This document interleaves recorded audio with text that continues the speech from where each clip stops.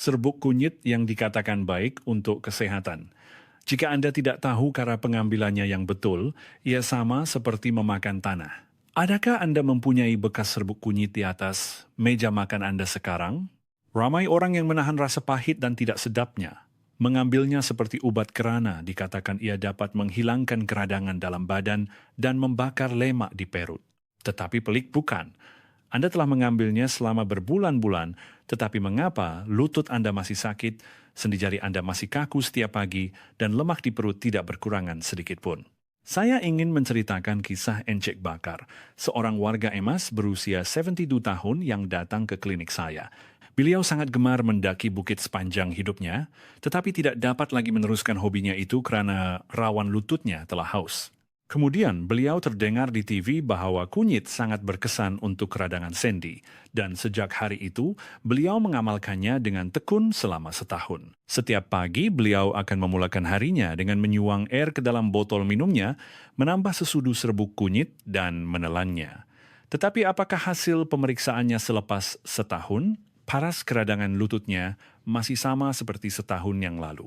Malah, beliau datang dengan gejala baru yaitu perut kembung dan pedih ulu hati. Encik Bakar meluahkan rasa kecewanya. Doktor, bukankah semua yang dikatakan dalam rangkangan itu palsu? Saya telah mengambilnya setiap hari selama setahun tanpa gagal, bagaimana ini boleh berlaku? Saya memegang tangan Encik Bakar dan berkata dengan tenang, Encik, kunyit tidak bersalah. Cuma, selama setahun ini, Encik telah membuang serbuk emas yang berharga itu ke dalam longkang. Tuan-tuan dan puan-puan, ini bukan cerita orang lain. 90% daripada Anda yang menonton video ini sedang melakukan kesilapan yang sama seperti Encik Bakar. Memang benar bahwa komponen dalam kunyit yang dipanggil kurkumin adalah seperti tongkat sakti yang dapat melawan keradangan. Tetapi, komponen ini sangat cerewet. Dan jika Anda hanya membancuhnya dengan air dan meminumnya, badan kita akan menganggapnya sebagai batu kuning, bukan nutrien. Oleh itu, ia tidak diserap oleh usus dan terus dibuang melalui tandas. Mahukah Anda tahu satu fakta menarik? Kadar penyakit demensia di kalangan warga emas di India adalah antara yang terendah di dunia. Anda semua tahu ia disebabkan mereka banyak makan kari, bukan? Betul. Tetapi ada perbezaan yang penting. Orang India tidak pernah membancuh kunyit dengan air dan meminumnya. Mereka mengambil kunyit dengan cara yang sangat istimewa yang tidak dapat kita bayangkan. Perbezaan kecil ini meningkatkan kadar penyerapan sehingga 2,000 kali ganda. Hari ini saya akan membantu Anda mendapatkan kembali tahun yang telah hilang. Jika Anda menonton video ini sehingga habis, Anda akan mengalami keajaiban di mana kunyit yang tidak berkesan selama setahun akan berubah menjadi obat mujarab yang menyembuhkan badan Anda dalam masa 3 hari sahaja. Saya akan menerangkan dengan jelas 3 bahan makanan yang serasi dengan kunyit, serta rutin pengambilan emas 3 kali sehari yang membuatkan Encik Bakar sendiri terpegun. Jika Anda teruja dengan kandungan hari ini, sila tekan butang suka sekali dan tinggalkan komen dengan perkataan teruja. Perhatian kecil Anda benar-benar memberi saya kekuatan yang besar untuk menghasilkan video yang lebih baik. Baiklah, mari kita mulakan. Ada satu perkara yang Anda tidak boleh lakukan semasa mengambil kunyit.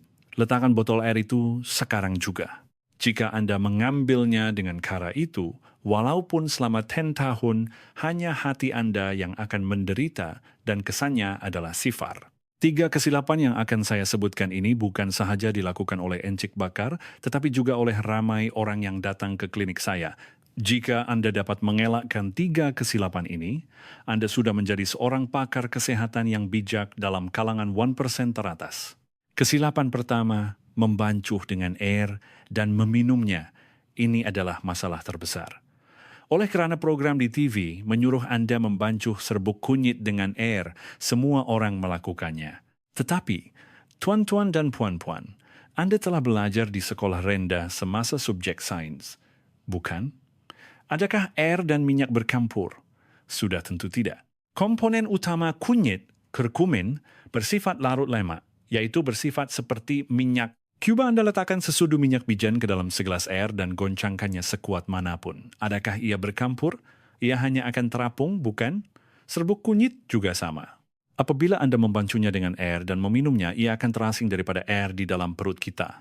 Ia tidak dapat diserap oleh dinding usus dan akhirnya akan dibuang bersama najis. Apa yang Encik Bakar minum selama setahun bukanlah nutrien kunyit, tetapi hanya sisa serabut berwarna kuning. Ia seperti membeli sesuatu yang mahal hanya untuk membersihkan usus. Kesilapan kedua, mengabaikan pusat pemeriksaan di hati. Ini adalah satu keajaiban tubuh manusia yang menakjubkan. Katakanlah Anda telah mengambil kunyit dengan baik dan ia berjaya diserap oleh usus. Kemudian, kemanakah kurkumin ini akan pergi melalui saluran darah? Ia akan pergi ke kilang penyatoksikan badan kita, yaitu hati. Tetapi masalahnya ialah hati kita terlalu pintar. Hati menganggap bahan asing yang masuk dari luar sebagai musuh. Bagi hati, kurkumin bukanlah nutrien biasa seperti nasi atau roti, tetapi bahan asing yang perlu diproses. Jadi, hati sebagai pusat pemeriksaan yang ketat akan menolaknya di pintu masuk. Dalam istilah profesional, ini dipanggil kesan laluan pertama hati hepatic first pass effect. Sebaik saja hati melihat kurkumin, ia akan melabelkannya sebagai buang dan mengeluarkannya melalui air kencing. Oleh itu, walaupun Anda mengambil kunyit sesudu penuh, jika Anda melakukan ujian darah, hampir tiada kurkumin yang tinggal di dalam darah. Kerana hati telah mengholownya sebaik sahaja ia masuk. Kesilapan ketiga, tidak membezakan antara kunyit dan temulawak. Jika Anda pergi ke pasar, makcik-makcik akan menjual temulawak sambil mengatakan ia sama seperti kunyit kerana rupanya serupa dan warnanya juga kuning. Tetapi dari segi perubatan tradisional dan pemakanan, kedua-duanya sangat berbeza. Biar saya terangkan dengan mudah. Kunyit adalah rizom dan bersifat panas. Manakala temulawak adalah akar ubi dan bersifat sejuk. Jika warga emas yang badannya sejuk mengambil temulawak, mereka boleh mengalami sakit perut dan sirit-pirit. Yang paling penting ialah kandungan kurkumin. Kandungan kurkumin dalam kunyit tulen adalah hampir 10 kali lebih tinggi daripada temulawak. Tetapi temulawak lebih murah dan mudah didapati, jadi ramai yang membelinya. Sejujurnya, kesannya hanyalah wantu sentun. Inilah sebabnya mengapa walaupun Anda mengambilnya selama setahun, Anda tidak akan mendapat kesan yang sama seperti orang lain yang mengambilnya selama sebulan. Baiklah, adakah Anda sudah paham sekarang? Kunyit adalah minyak, jadi ia tidak larut dalam Walaupun ia berjaya masuk, hati akan menghalaunya. Dan kemungkinan besar Anda telah mengambil temulawak yang salah. Jadi, adakah mungkin sakit lutut Anda akan hilang? Tetapi jangan terlalu kecewa. Orang India telah mengatasi semua cabaran ini dengan memasak kunyit yang cerewet ini dengan cara yang sangat bijak. Mereka tidak pernah makan kunyit mentah. Dan mereka pasti akan menambah 2 rakan ini. Encik Bakar juga pada mulanya ragu-ragu. Dokter, adakah mengubah sedikit cara memasak akan membuat perbezaan? Katanya. Tetapi seminggu kemudian beliau datang ke hospital dan memegang tangan saya dengan erat. Saya tidak pernah tahu rasanya badan ringan apabila bangun pagi, katanya. Adakah Anda mempunyai rakan yang masih membancuh serbuk kunyit dengan air? Sila kongsikan video ini kepada mereka. Bukankah kawan sejati itu yang membantu agar tidak membazir wang dan masa dengan cara yang salah? Satu perkongsian Anda dapat menyelamatkan lutut rakan Anda. Mulai sekarang adalah bahagian yang paling penting. Ini adalah cara untuk mengubah pengambilan kunyit yang sia-sia menjadi ubat mujarab yang menyembuhkan badan. Dengan kaedah ini, Anda tidak perlu lagi membuang wang yang mahal dan dapat menyerap manfaat kunyit sehingga ke tulang. Rahasianya sangat mudah.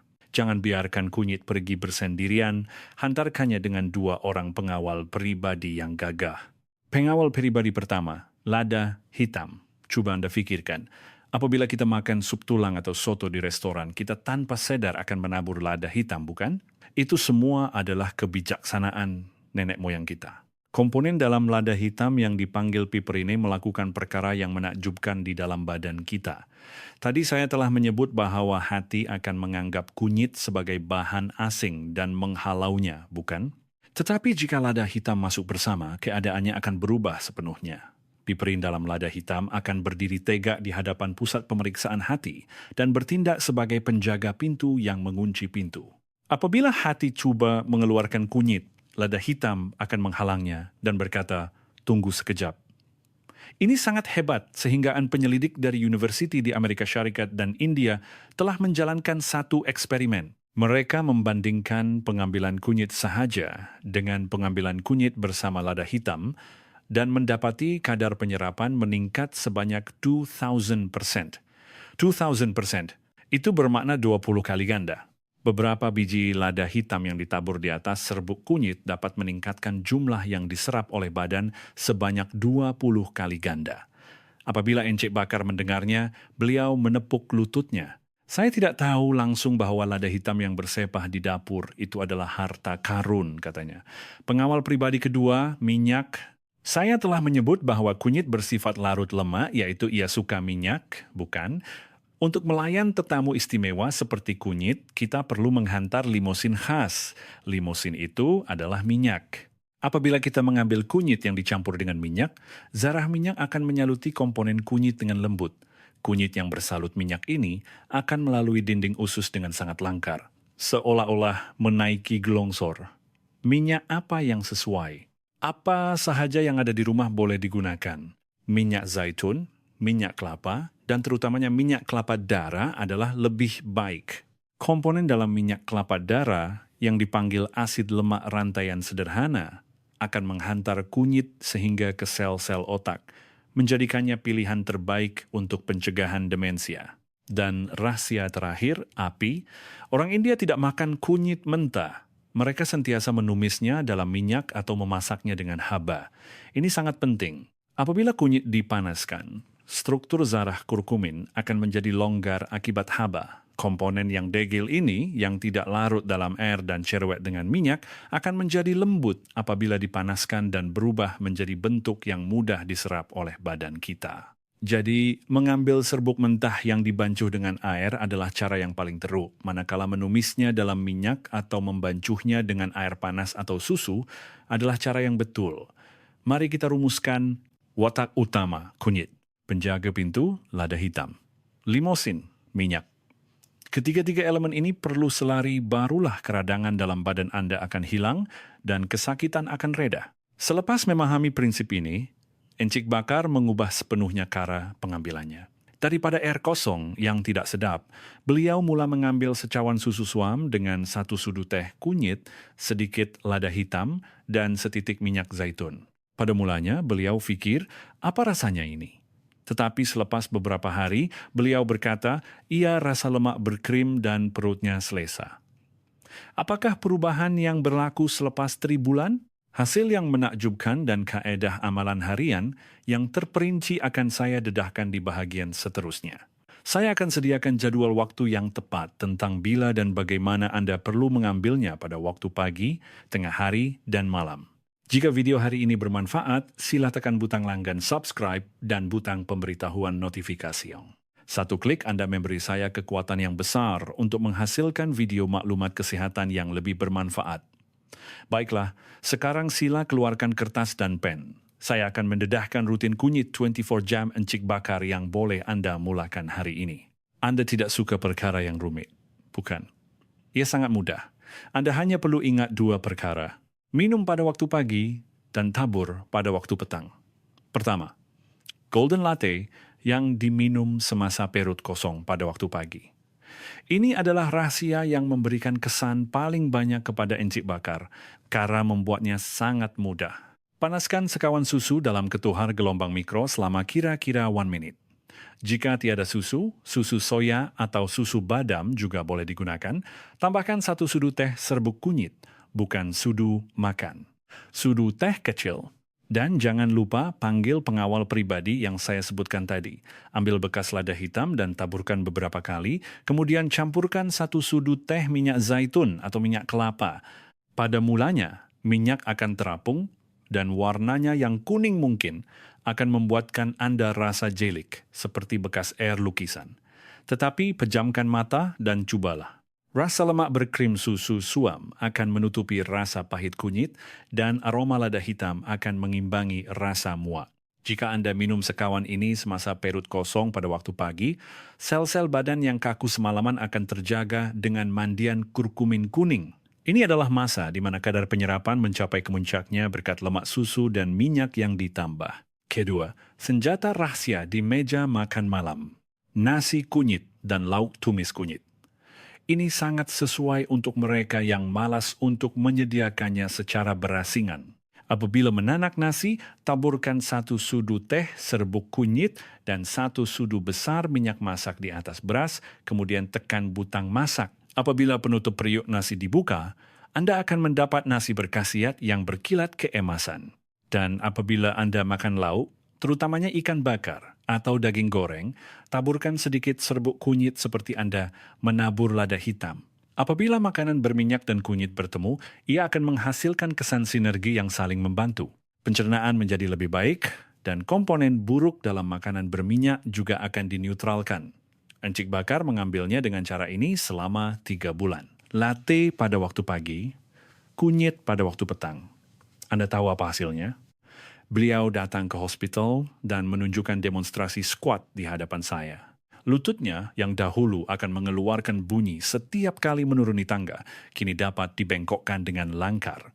Sebagai bonus, pedih ulu hatinya juga hilang, dan perutnya yang sentiasa kembung kini terasa selesa, katanya dengan gembira seperti kanak-kanak. Inilah perubahan badan yang berlaku apabila diambil dengan cara yang betul. Tetapi tunggu sebentar, sebelum Anda mengambilnya sewenang-wenangnya, ada beberapa persoalan yang perlu dijelaskan. Saya akan menjawab 3 soalan yang paling kerap ditanya oleh pesakit di klinik saya. Soalan pertama, Dokter, bukankah lebih banyak lebih baik? Sama sekali tidak. Jika Anda tamak dengan kunyit, Anda akan mendapat masalah. 1 atau 2 sudu teh sehari, yaitu kira-kira 3 hingga 5 gram, adalah jumlah yang sesuai. Jika Anda mengambilnya sesudu penuh karena ia baik, perut Anda akan meragam dan Anda akan sirit-pirit. Jumlah yang boleh diterima oleh badan kita adalah terhad. Ingatlah, berlebihan itu tidak baik. Soalan kedua, saya ada batu karang hempedu. Bolehkah saya mengambilnya? Ini Anda perlu berhati-hati. Kunyit merangsang pengeluaran hempedu. Apabila hempedu dikeluarkan dengan banyak, ia baik untuk pencernaan, tetapi bagi mereka yang mempunyai batu karang hempedu, batu itu boleh bergerak dan menyekat saluran hempedu, menyebabkan kesakitan yang amat sangat. Jika Anda mempunyai batu karang hempedu atau penyakit saluran hempedu, jangan ambil kunyit dan pastikan Anda berbincang dengan dokter Anda terlebih dahulu. Soalan ketiga, saya risau tentang batu karang dalam buah pinggang. Adakah ia tidak? Mengapa? Kunyit mengandungi komponen yang dipanggil oksalat, sama seperti bayam. Ia boleh membentuk batu karang apabila bertemu dengan kalsium. Oleh itu, mereka yang pernah mengalami masalah batu karang dalam buah pinggang pada masa lalu perlu berhati-hati. Jika Anda benar-benar mahu mengambilnya, Anda perlu minum air lebih banyak daripada biasa, sekurang-kurangnya 2 kali ganda. Baiklah, adakah Anda sudah dapat gambaran sekarang? Sekawan golden latte suam pada waktu pagi bersama lauk berminyak di meja makan. Dan jangan tamak, cukup 1 atau 2 sudu teh sehari. Tidak sukar, bukan? Tabiat kecil ini akan menentukan kesehatan Anda.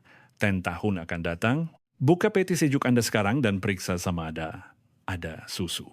Bagi mereka yang akan mula mengamalkannya esok pagi, sila tinggalkan komen dengan perkataan, saya amalkan. Saya akan menyokong azam Anda agar ia tidak menjadi hangat-hangat tahi ayam.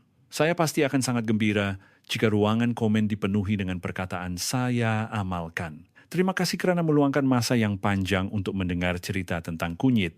Akhir sekali, saya akan merumuskan intipati yang telah kita pelajari hari ini agar ia terpahat di dalam ingatan Anda seperti mengambil gambar. Anda boleh lupakan semua yang rumit. Tetapi 3 perkara ini perlu Anda tulis di pintu peti sejuk. Dan ingat, pertama, jangan sekali-kali membancuh kunyit dengan air. Kunyit yang dibancuh dengan air hanyalah seperti pengembara yang melalui badan Anda. Walaupun Anda meminumnya selama setahun, ia sia-sia. Kedua, rakan sejati kunyit adalah lada hitam dan minyak. Di mana ada serbuk kunyit, di situ mesti ada bekas lada hitam dan botol minyak. Anda sudah tahu sekarang, bukan? Lada hitam membuka pintu hati, dan minyak bertindak sebagai limosin yang membawa kunyit dengan selamat. Ketiga, jangan makan mentah, tetapi panaskan. Bancuh dalam susu suam, masak nasi, atau tambahkan dalam masakan tumis untuk memasak kunyit sedikit. Barulah komponen kunyit yang degil itu akan menjadi lembut dan mesra dengan badan kita. Beberapa hari yang lalu saya menerima satu message. Ia daripada Encik Bakar. Beliau menghantar sekeping gambar yang diambil di hadapan papan tanda puncak Bukit Broga, tempat yang telah beliau tinggalkan setahun yang lalu karena sakit lutut. Wajahnya yang tersenyum ceria sangat menyenangkan untuk dilihat. Di bawah gambar itu, beliau menulis, "Dokter, sekarang lutut saya sudah mendengar kata, sisa hidup saya akan saya gunakan untuk melawat banyak tempat indah dengan kaki yang kuat ini." Tuan-tuan dan puan-puan, ini bukan keajaiban. Ini adalah sains. Penjagaan kesehatan bukan hanya tentang memakan ginseng atau tanduk rusa yang mahal. Walaupun dengan bahan masakan biasa di dapur kita, jika kita memahami sifatnya dan mengambilnya dengan bijak, ia boleh menjadi ubat mujarab yang bernilai ribuan ringgit. Jangan terlalu kecewa jika Anda telah mengambil kunyit dengan cara yang salah selama setahun yang lalu. Cukuplah dengan mengubahnya mulai hari ini. Mulai dari meja makan malam ini, keluarkan bekas lada hitam dan jadilah tukang masak yang bijak yang menjaga kesehatan keluarga Anda. Saya juga akan sentiasa mengkaji dan memikirkan cara untuk kehidupan 100 tahun Anda yang sehat. Jika video hari ini sedikit sebanyak membantu sendi, saluran darah, dan kesehatan Anda, sila tekan butang langgan subscribe dan butang pemberitahuan notification. Perhatian kecil Anda adalah nutrien terbesar bagi saya untuk menghasilkan video yang lebih baik. Sekian dari dokter Anda, terima kasih, jaga diri,